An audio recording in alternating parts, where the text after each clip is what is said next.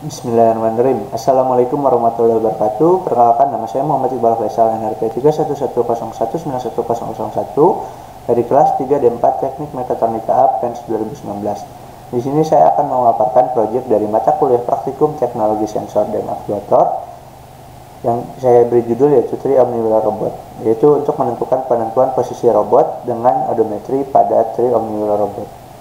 Untuk latar belakang atau deskripsi proyek yang saya ambil yaitu mengenai pada sebuah mobile robot pasti terdapatnya internal sensor. Nah, internal sensor di sini dapat digunakan sebagai low level control maupun high level control. Untuk low level control pastinya menggunakan sensor posisi, yang dimana sensor posisi di sini digunakan untuk mengetahui internal posisi pada robot itu sendiri, baik itu posisi X, Y maupun Z robot. Kemudian untuk teorinya yaitu terdapatnya kinematika robot. Kinematik di sini merupakan perhitungan mengenai unsur gerak atau benda gerak dalam matematika. Nah, untuk representasi kinematik pada robot Tri Omniwheel yaitu seperti ini. Terdapatnya 3 buah roda yang masing-masing menggunakan roda omniwheel. Nah, di sini terdapatnya juga kinematik dari pergerakan omnidireksional, di mana terdapatnya kecepatan Y dan kecepatan X aksis. Di sini terdapatnya keterangan di mana X, B, dan Y merupakan sistem koordinat kartesian dan VI di sini merupakan arah putar roda omni atau kecepatan pada masing-masing motor. Nah, di sini L di sini merupakan jarak antara titik pusat robot dengan roda. Kemudian di sini ada lambda merupakan sudut roda omni yaitu 30 derajat. Ya, 30 derajat. Nah, untuk prinsip kinematik itu sendiri yaitu terdapatnya kecepatan arah gerak robot, di mana ada kecepatan Y, kecepatan X, dan kecepatan omega atau kecepatan robot. Nah, untuk mendapatkan kecepatan masing-masing motor yaitu dengan mengetahui dari kecepatan angular roda itu sendiri, yaitu kecepatan roda dikalikan dengan radius roda.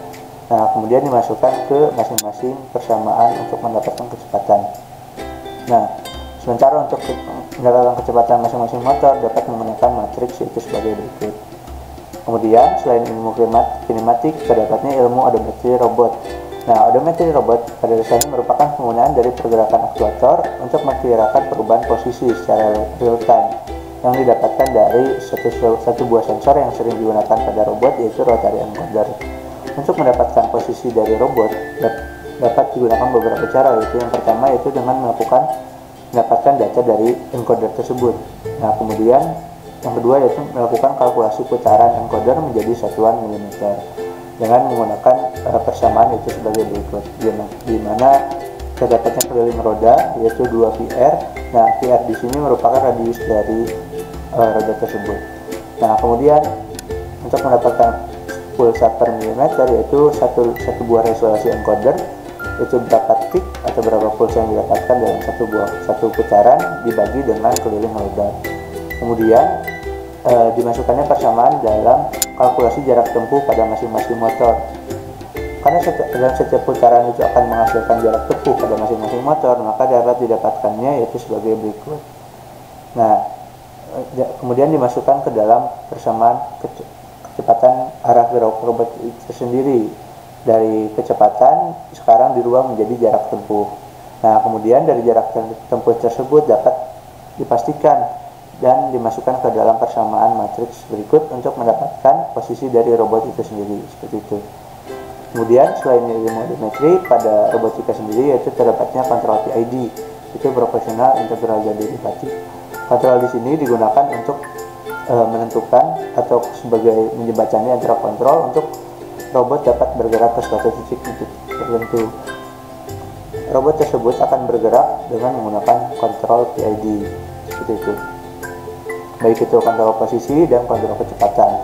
Namun di sini saya hanya menggunakan kontrol posisi untuk posisi dari titik A ke B, seperti itu. Kemudian kita masuk ke tahap perancangan. Untuk diagram blok yang saya gunakan yaitu di sini terdapatnya 2 diagram, yaitu pada bagian hijau ini mobile robotnya, kemudian pada bagian biru ini merupakan sistem atau GUI kontrolnya.